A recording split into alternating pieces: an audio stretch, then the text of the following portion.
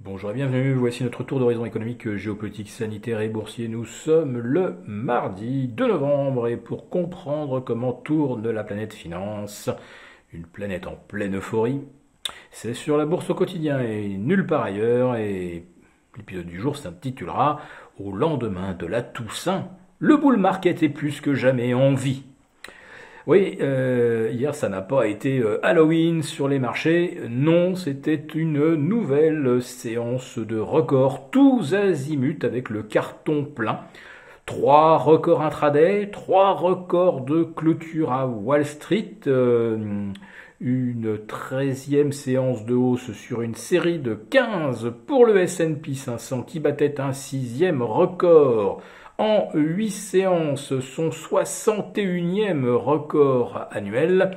Et les marchés US viennent de rouvrir, oui, à 14h30, on a changé d'horaire. Et c'est un nouveau record, youpi boom, pour le S&P 500, je vous le donne à l'instant. C'est 4621 points. Le Dow Jones est un petit peu à la traîne, mais je crois que le Nasdaq ne s'en sort pas mal. Oui, il gagne 0,10%. Ça ne suffit pas tout à fait pour battre un nouveau record, mais on ne doit pas en être très très loin.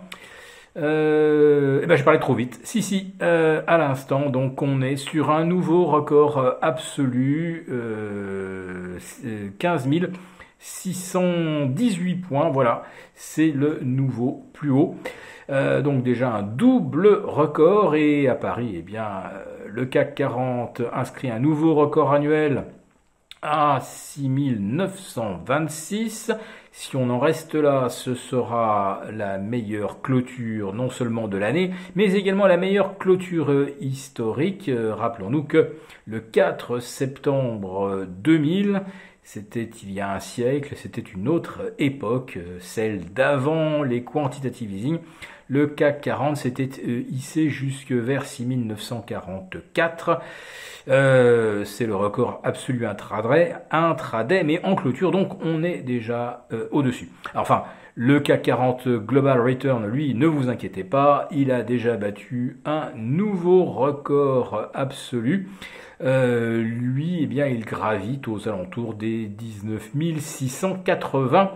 Les 20 000 ne sont donc plus très loin.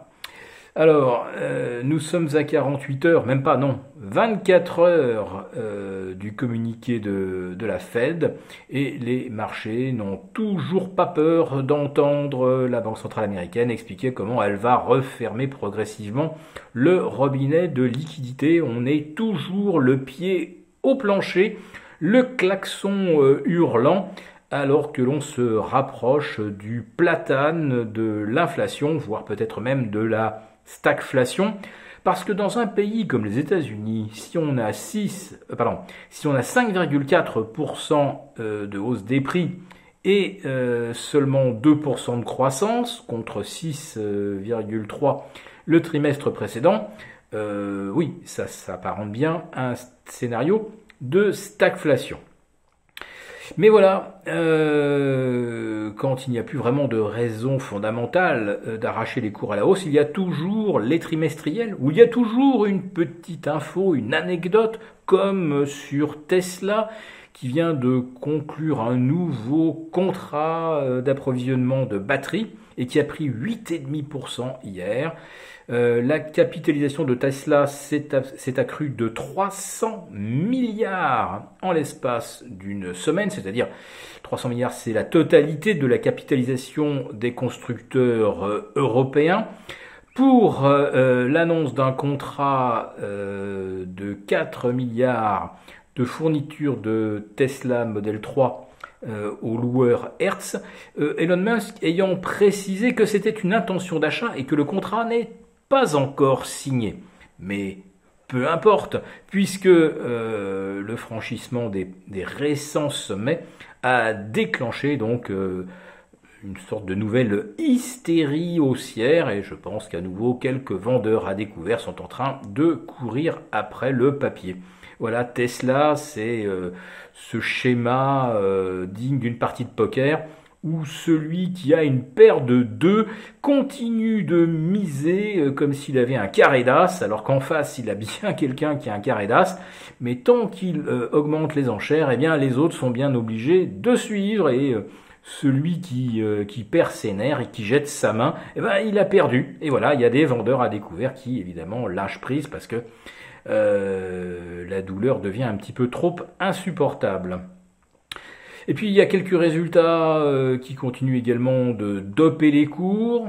Et puis, de temps en temps, aussi des résultats qui sont moins flamboyants, comme ceux, par exemple, du groupe d'éducation en ligne Chegg, qui a vu ses bénéfices reculer, je ne sais plus combien, de 40%. Eh bien, le titre qui avait déjà perdu 40% depuis ses plus hauts va en perdre 30 de plus, donc aujourd'hui, à moins qu'il ne se redresse d'ici la fin de la séance. Et puis il y a également Zillow.